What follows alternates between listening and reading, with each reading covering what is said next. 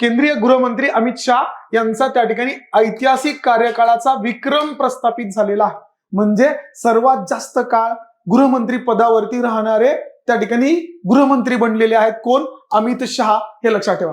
दुसऱ्या क्रमांकाचे नरेंद्र मोदी यांच्या सरकारमधले त्या ठिकाणी व्यक्ती लक्षात ठेवायचे 2258 दिवस. ठीक आहे, एवढा रेकॉर्ड त्यांनी केला. तो कधी झाला तर लक्षात घ्या 5 ऑगस्ट 2025 ला त्यांनी हा रेकॉर्ड केलेला दिसतो.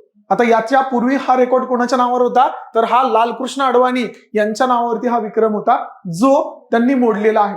ठीक आहे, आधी सर्वात जास्त काळ गृहमंत्री पदावर राहणारे लालकृष्ण अडवाणी यांचा रेकॉर्ड अमित शहा यांनी मोडला. हे लक्षात ठेवा.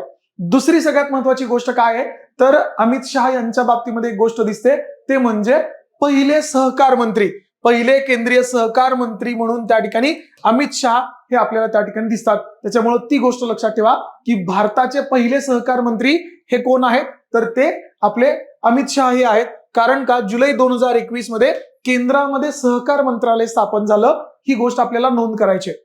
दुसरी महत्वाची गोष्ट लक्षात घ्या, योगायोग 5 ऑगस्ट या तारखेला त्यांचा रेकॉर्ड झाला.